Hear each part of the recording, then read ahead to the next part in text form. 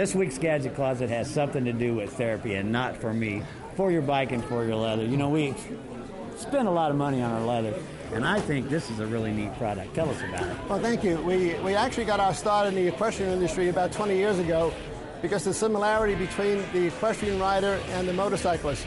They have saddles, they have chaps, they have saddlebags, and we found a way to help reverse the oxidation effects and the weathering effects that you have with all your leather and vinyl items.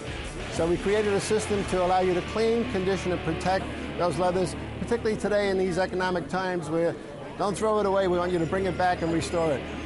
What makes your product different than any other ones out there? Well, we use new technologies to develop a better product to allow you to do those steps in very easy applications without any kind of residue buildup, and also important ingredients to work from the inside out. As you'll be able to see, for example, we have the only product on the market over here that has a mold and mildew inhibitor to reverse those effects when people are storing their expensive leather equipment. Leather is expensive. How can people get a hold of you? We're available on our 800 number, which is 800-711-8225, or leathertherapy.com on your website.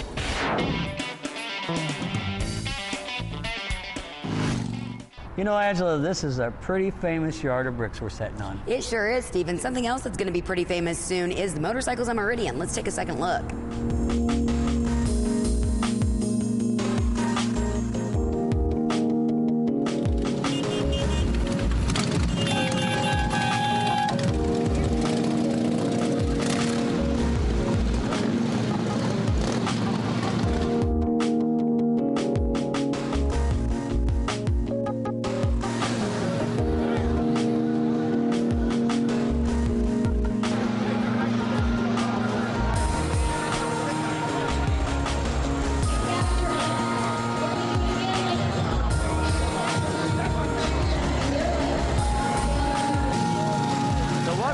Downtown tonight.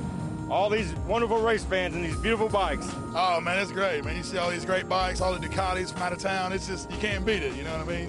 Usually it's a Harley town, but evidently we got a lot of sport bikes too. But I think it's great for the city and it's great for people who ride. This is unbelievable. I've never seen so many people and bikes downtown Indy, ever.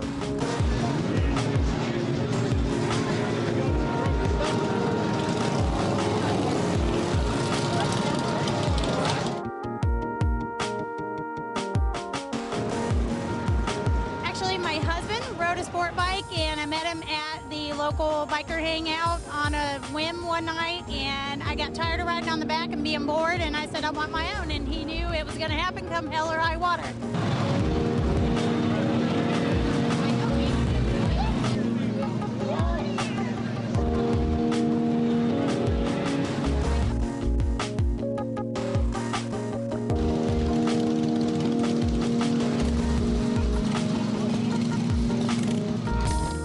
Last year we were about 3 blocks, and then we started taking the forks in the 3 blocks when we got a large crowd. This year we're at least 8 blocks right now with all the forks. This is awesome. I've never seen anything like this, and I lived in Arizona and California, and I never saw anything like this. Now, what do you think about the Moto GP coming to Indy? I love it. I spend half the year thinking about it. You know, I save my money, I go out there, I watch. Even went out there in the rain last year. Unbeknownst to me, she took it upon herself to get her name branded on my motorcycle. I was having it pinstriped, and I wound up giving the guy a little bit of booze, and he did it, and it's awesome. Do you guys realize how permanent that is? It's even better than skin. You think It's like his bike, because every night he rides it, he's going to be riding me, and he didn't even know it. This is going to do nothing but grow.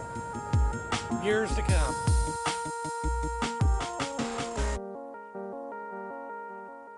You know, the Indianapolis Motor Speedway is a ghost town today, but last weekend this place was flooded with bikes. But if you want to see a cool bike, look around town like this one. Brought to you by Pat Kendall Agency, Indy's local motorcycle insurance experts. This week's Bike of the Week belongs to Rich May. Rich, I seen this bike when you first had the air cleaner cover painted, and I said, I want to see it when it's done, and here we are, Bike of the Week. Yeah, I'll tell you, it's been a long time coming. It took us about a year. We shipped some up down to Virginia to Copperhead Graphics, and we're proud of it.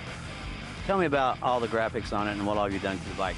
Sure. On the front of the bike, we got the World War II flag raising in Mount Sorbachi at Iwo Jima. On the left side, we're going to have the graveyards back in old World War I days. We had to leave some of our guys. And in that, you'll see 5 different sunsets because you don't know what you're going to look at. We wanted to cover it all.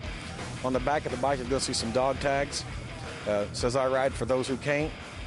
On the right side is the skeleton of the soldier, which any soldier, not just the Marine Corps. And they kind of ride with us, you know. And then on the breather, like you've seen, a little bit of Vietnam.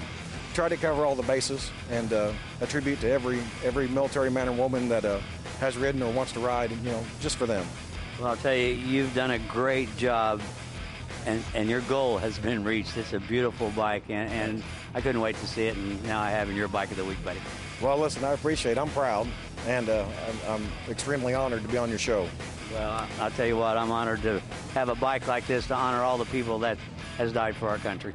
Thanks, Rich. Cool bike. The more you look at it, the more you see. Speaking of cool, when Steelers returns, we're going to recap last weekend's race. And I'll talk to someone from the Indianapolis Motor Speedway. And we'll have the second installment of the Southside Harley-Davidson calendar, but first, it's time for this week's Leidendorf Law Trivia question.